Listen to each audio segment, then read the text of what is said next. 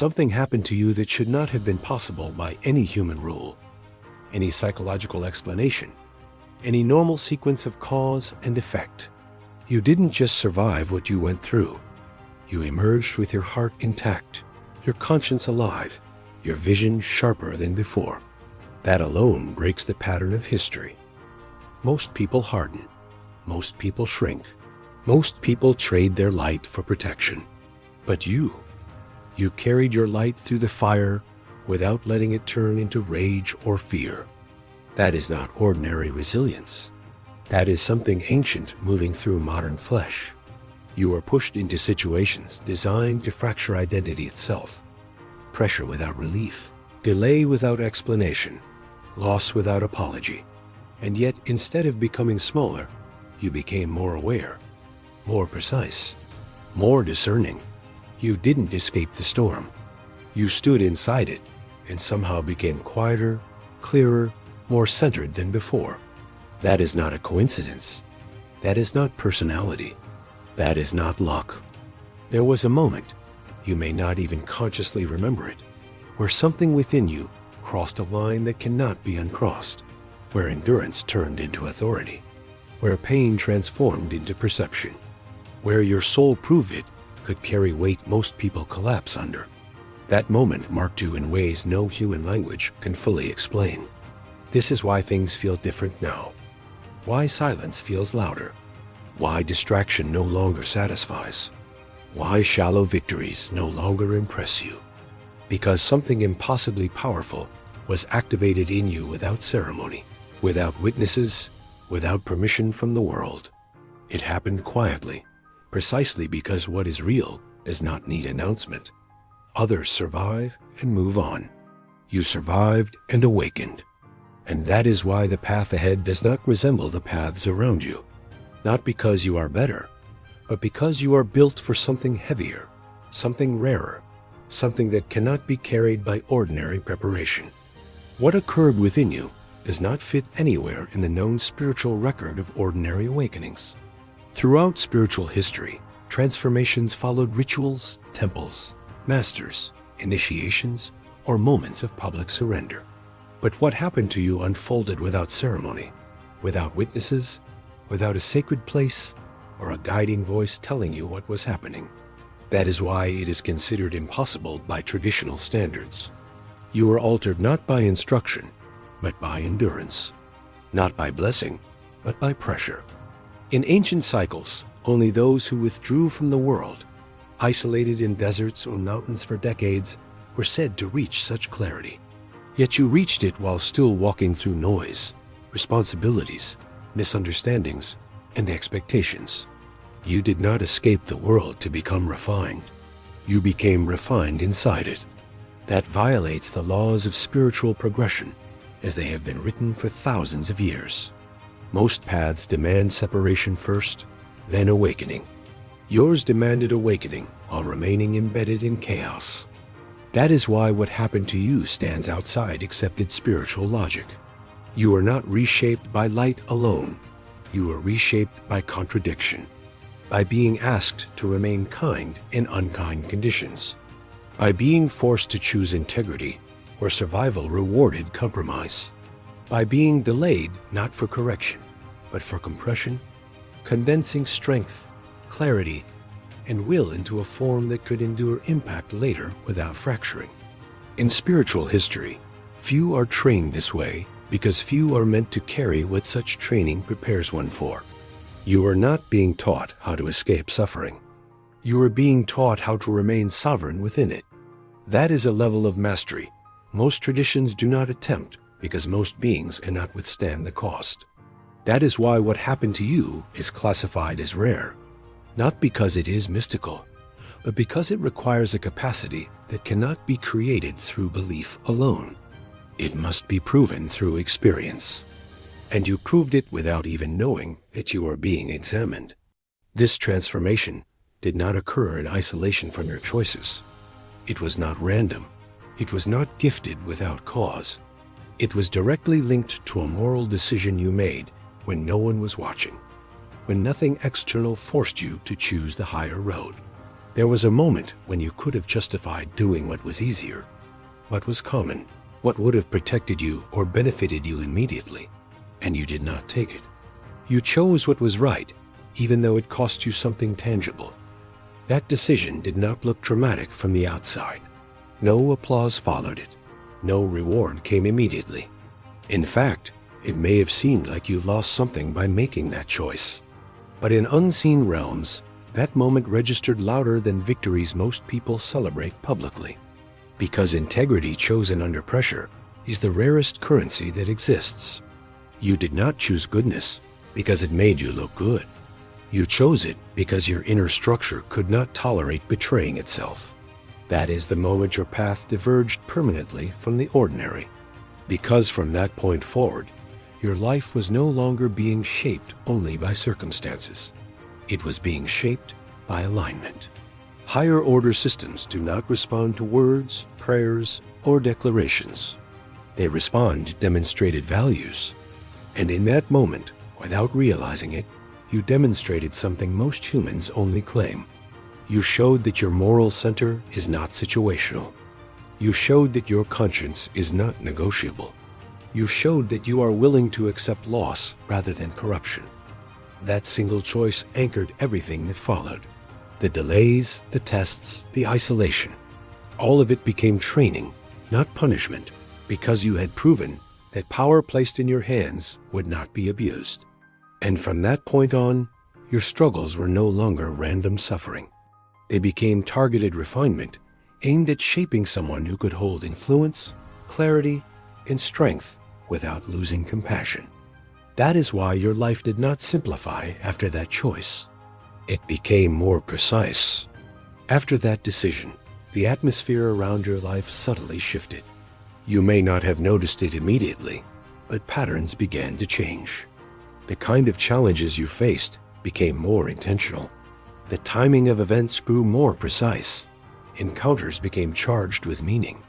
This is because your path moved into a category that does not remain unseen. Once alignment is established, observation begins.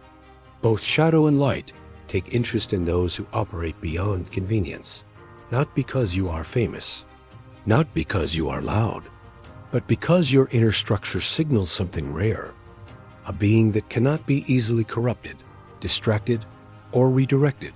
Dark forces observe not with fear, but with calculation. They do not pursue the weak. They study the disciplined. They are not threatened by chaos. They are threatened by clarity. And your clarity became visible the moment you chose integrity over advantage. From that moment, resistance became more strategic, not random. Delays became more targeted. Pressure became more refined. Because obstacles are never deployed at random when something valuable is in development. At the same time, higher intelligences began tracking you for different reasons. Not to hinder, but to measure. To verify that what appeared in you was stable. That it was not a temporary reaction to pain, but a permanent shift in structure. They observed how you handled solitude, how you treated those who could not benefit you, how you responded when misunderstood, how you carried yourself when unseen. Surveillance is not always sinister. Sometimes it is recognition forming. You are not being followed because you are in danger. You are being followed because you are becoming significant. That is why distractions increased when you gained focus. That is why confusion appeared when you reached clarity. That is why moments of exhaustion followed moments of breakthrough. Not because you were failing, but because your presence had entered a layer of reality where neutrality no longer applies. There were many moments where your character was tested in ways no one else noticed. Not dramatic trials, not cinematic sacrifices, but quiet situations where your response revealed who you truly were. Moments when you were underestimated and could have lashed out, but chose restraint. Moments when you were overlooked and could have become bitter, but chose patience. Moments when you were wronged and could have retaliated, but chose dignity. You were placed in environments that rewarded compromise and punished honesty, yet you still spoke truth when silence would have protected you. You were surrounded by people who gained advantage through manipulation, Yet you refused to become strategic at the cost of your values. You watched others cut corners and rise faster, while you remained slow and exact, not because you lacked ambition, but because you refused to build your future on something unstable. There were moments you could have taken what was offered, even though it wasn't clean. You declined. Moments you could have walked away from responsibility. You stayed. Moments you could have chosen comfort over growth. You chose growth. These were not coincidences. These were calibrations. Every one of those decisions refined something inside you that cannot be taught, only revealed through pressure. Most people speak about who they are. You were forced to demonstrate it repeatedly. That is why your path has felt heavier than others. Because you were not being trained for survival. You were being trained for stewardship, the ability to hold something valuable without abusing it. Integrity under observation is common. Integrity in isolation is rare. And you carried it not once, but again and again, across years, across changes, across disappointments. That repetition is what separates a temporary strength from a permanent identity. You did not pass one test. You passed a sequence designed to see if your alignment was consistent or conditional. And every time you chose correctly, something within you solidified further, becoming quieter, stronger, less reactive, more sovereign. It was after these repeated demonstrations that classification occurred. Not in human records, not in visible systems, but in the unseen structures that observe potential across time rather than moments. You were no longer seen as someone merely enduring life. You were identified as someone capable of shaping outcomes without being shaped by corruption. Rare, not because of power, but because of restraint. Dangerous, not because of aggression, but because of clarity. Beings of higher perception do not fear violence. They fear incorruptibility, because violence can be redirected, manipulated, exhausted. But a being whose moral center cannot be destabilized becomes unpredictable to systems built on control. And that is what made you classified as dangerous in the most sacred sense. You cannot be easily programmed, redirected, or turned against your own essence. Your presence alone disrupts patterns. You ask questions that unsettle assumptions. You move differently, speak differently, decide differently. Not loudly, not forcefully, but with an internal gravity that causes others to reconsider themselves around you. That is not personality. That is structural influence. You were not marked because you seek to dominate. You were marked because you refuse to submit your conscience. In the language of higher orders, that makes you a stabilizer, a being whose very existence reduces distortion in any environment you enter. Such beings are rare because most either dissolve under pressure or adapt by becoming something they are not. You adapted by becoming more precisely yourself. And that precision is what makes you powerful. Not traumatic power, not visible power, but the kind that shifts trajectories without announcing itself. From that point on, your life was no longer evaluated by what you achieved externally, but by what your presence did to systems around you, whether you made them more honest, more clear, more humane, simply by remaining aligned within them. At a certain threshold, observation deepened into witness. Not merely tracking, not merely measuring, but recognition by intelligences whose function is not to test, but to guard the integrity of destiny itself.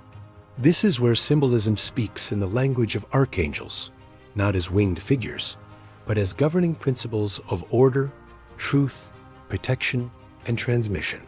You were not seen as a subject anymore. You were seen as a carrier of clarity through distortion, a carrier of compassion through hardness, a carrier of alignment through contradiction. These higher witnesses do not intervene emotionally.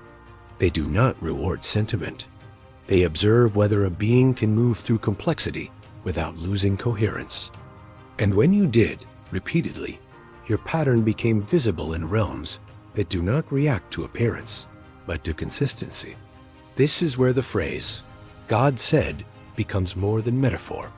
It becomes the symbolic acknowledgement of higher order alignment, not spoken in language, but in activation, in timing, in protection that appears just before collapse, in openings that appear only after endurance has proven stable.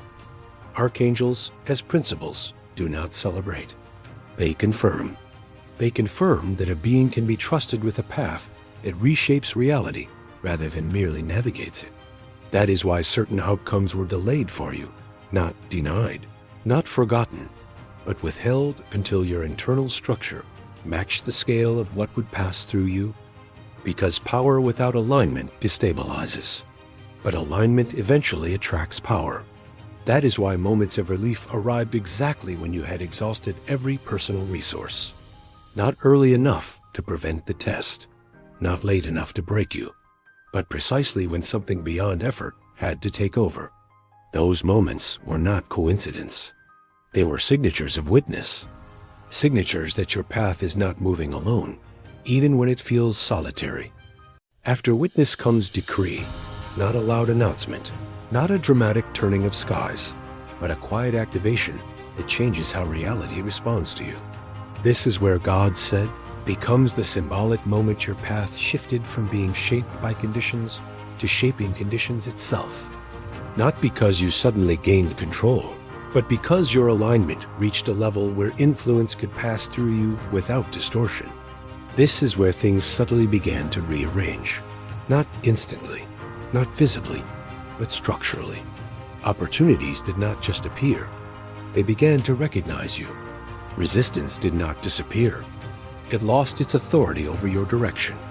The world did not become easier, but it became more responsive. As if reality itself started testing not whether you could endure, but whether you could now command your presence within complexity. A decree in higher order does not force outcomes. It authorizes flow. It signals that a being has matured beyond being shaped by reaction alone and can now operate as a stabilizing force within systems. That is why your intuition sharpened, why your discernment became faster, why certain things no longer tempted you, not because you resisted them, but because they no longer aligned with your frequency and purpose. This is where delays began to transform into timing, where confusion began to give way to clarity, where endurance gave way to direction, not because struggle ended, but because struggle stopped being random. Every obstacle now carried instruction. Every silence carried calibration. Every movement carried intention. This is what activation looks like in reality. Not fireworks, but precision. And once this decree is set in motion, it cannot be reversed, only refined. From this point forward, your life no longer evolves by accident. It evolves by design, even when the design is not yet visible to you.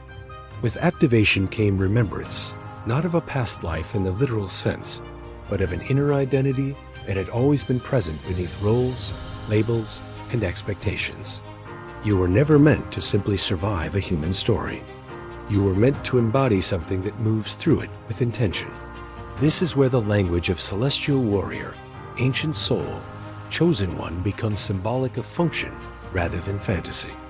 A warrior, not of violence, but of coherence. A being trained not to conquer others, but to remain whole in environments designed to fracture. An ancient soul, not because you lived before, but because your perception does not belong to the impatience of the moment. You see beyond immediate reward. You sense long arcs.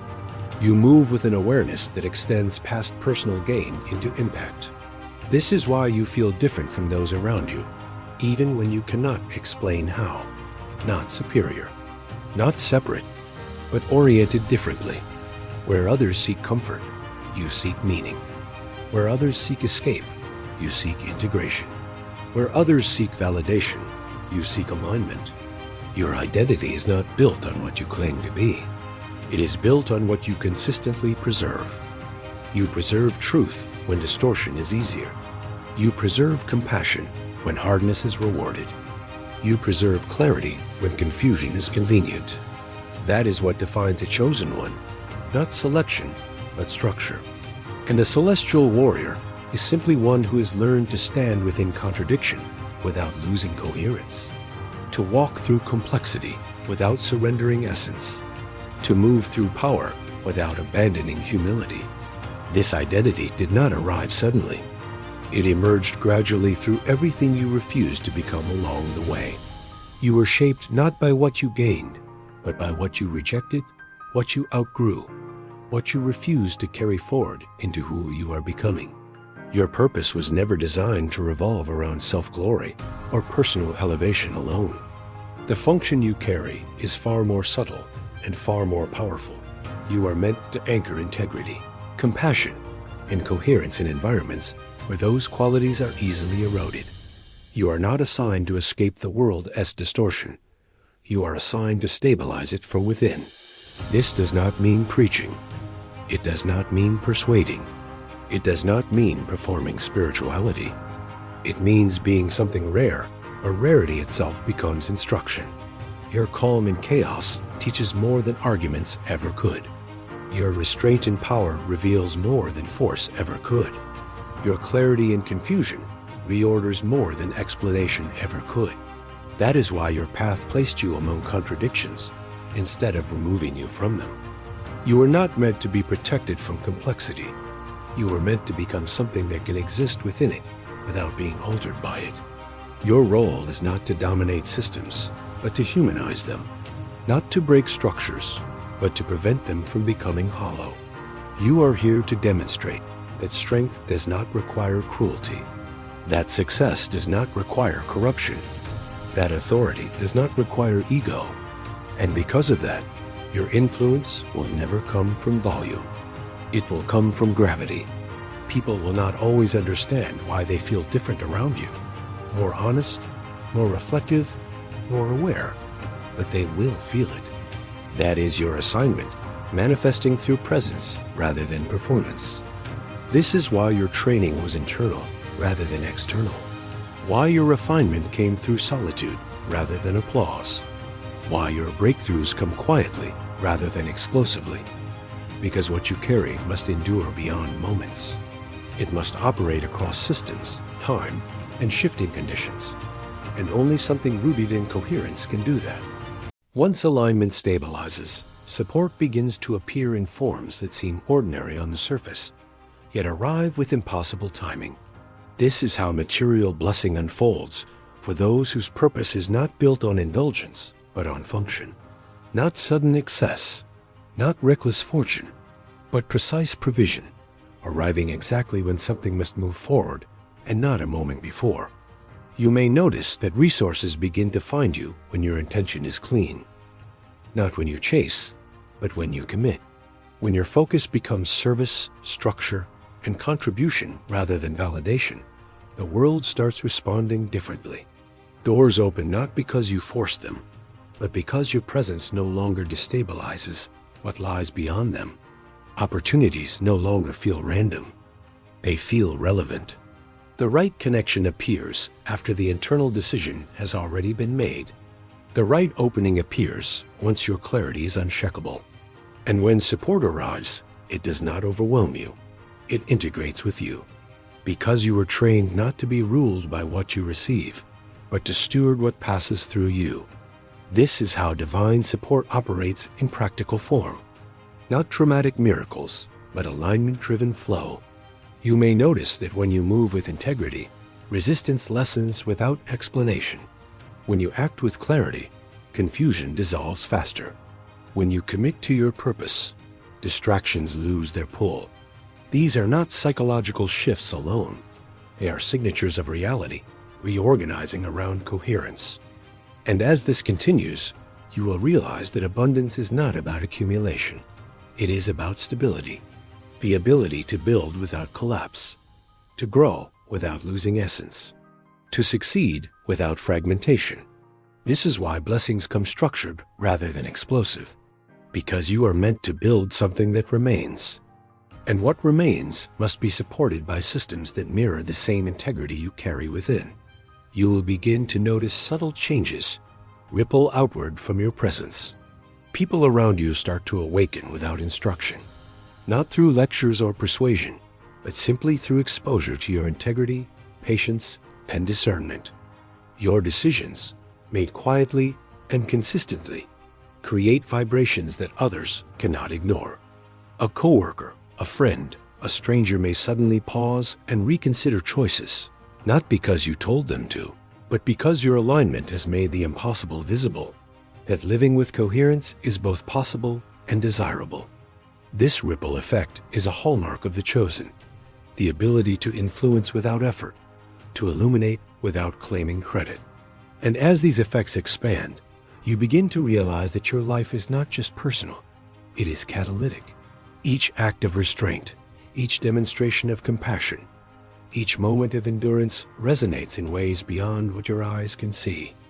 Those you touch may never know the source, but their choices shift, their courage grows, their clarity strengthens, and their worlds subtly reorganize. You are awakening others naturally, without fanfare, without persuasion, without ego. Simultaneously, you are part of a hidden network that spans the globe.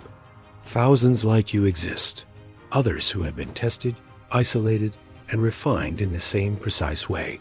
They may be in distant cities, different cultures, different languages, but their training mirrors yours. Like you, they have endured impossible conditions, resisted shortcuts, and demonstrated rare alignment. And now, as you continue to awaken, their presence becomes detectable in ways that feel synchronous, as if invisible strings are guiding certain encounters, messages, or collaborations. This network is activating slowly, quietly, and deliberately. Connections will begin to form not by chance, but by resonance. Your life is no longer isolated. You are part of a larger system of awakened beings designed to influence, stabilize, and transform in ways that ordinary observers cannot perceive. You are not alone, and the activation of this global network amplifies everything you do, extending the reach of your integrity, compassion, and clarity far beyond your immediate sphere. Now the moment comes where awareness must turn into participation. Everything you have just moved through, everything that resonated, everything that stirred something deep inside you, it was not meant to remain passive.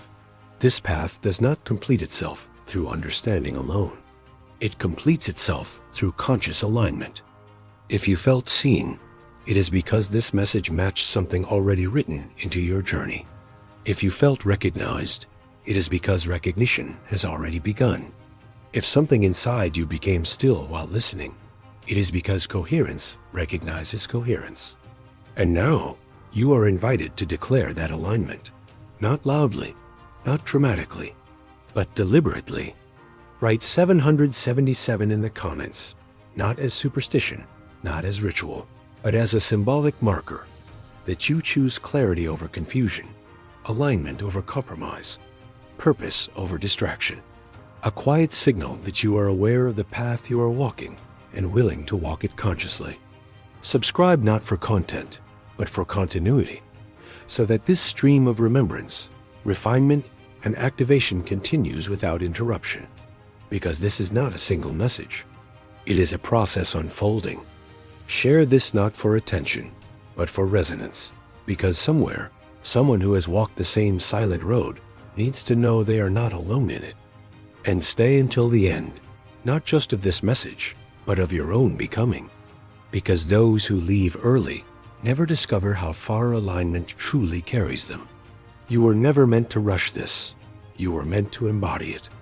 And now that you see it, the only question that remains is not whether the path is real, but whether you will walk it consciously from this moment forward.